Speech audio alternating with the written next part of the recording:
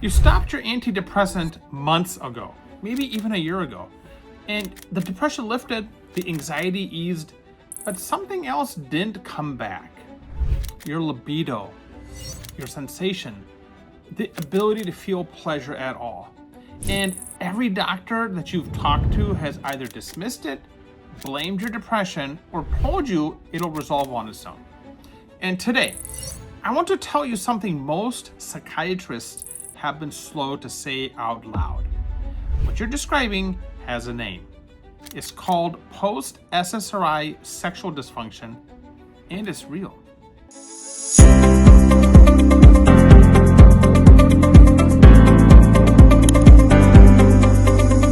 I'm Dr. Anand Chaturvedi, board-certified adult psychiatrist with over 2 decades of clinical practice.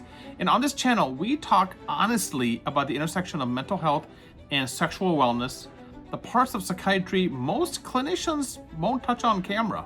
Let's talk about SSRIs, selective serotonin reuptake inhibitors.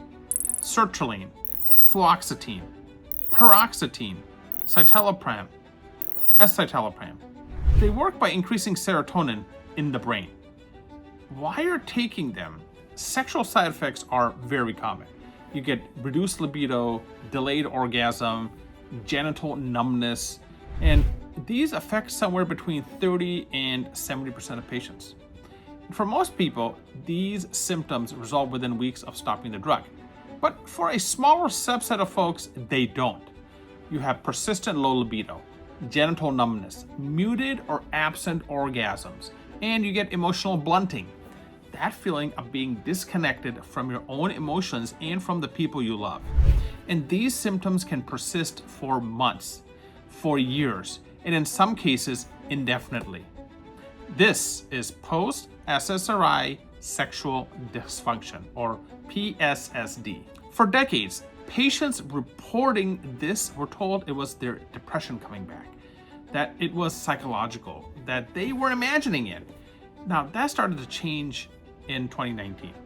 The European Medicines Agency formally acknowledged that sexual dysfunction can persist after stopping SSRIs.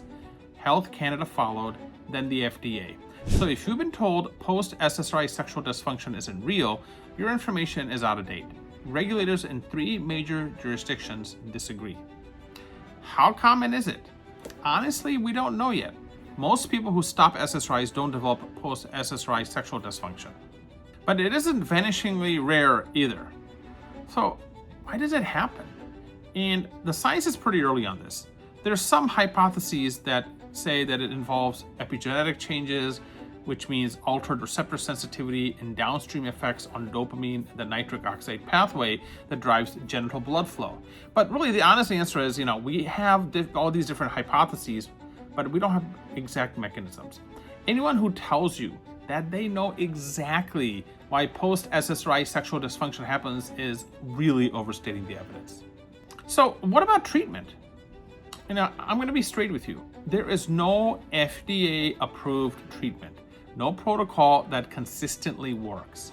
Now, there are some case reports of improvement with low-dose bupropion, trazodone, buspirone, and a few others. But none have strong evidence behind them, and they are attempts. They're not solutions. The most valuable thing you can do is find a clinician who acknowledges the condition and is willing to thoroughly or thoughtfully trial options with you, knowing the evidence-based thing. But avoid anyone, online or otherwise, who claims a guaranteed protocol. They are selling something. And before I close, I have to say this directly. If you are currently taking an SSRI for a condition that requires it, this video is not a reason to stop your medication. Stopping SSRIs abruptly can cause serious problems, including a return of the underlying condition. The vast majority of people on SSRIs do not develop post-SSRI sexual dysfunction.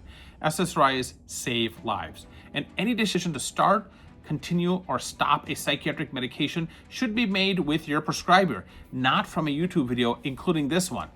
And if you already are experiencing what you believe is post-SSRI sexual dysfunction, you're not imagining it. You are not broken, and you are not alone. This is real. If you think you have post-SSRI sexual dysfunction, I want you to do 3 things. 1, I want you to document your timeline. When you started the SSRI, when you stopped, when symptoms appeared, what specifically you're experiencing. And number 2, rule out other causes: low testosterone, thyroid disease, diabetes, untreated depression, hormonal changes. 3, find a clinician who takes it seriously. The phrase you're looking for isn't "I have a cure," but "I believe you and I'm going to work with you." Now, I have to be honest with you, post-SSRI sexual dysfunction is one of these conditions where the medicine is honestly behind the patients. The people living with this know it was real way before regulators and doctors acknowledged it. That gap is closing slowly. And if this video was useful, please subscribe. And if you've experienced post-SSRI sexual dysfunction yourself, I genuinely like to hear from you in the comments. Your story matters. I'll see you in the next video.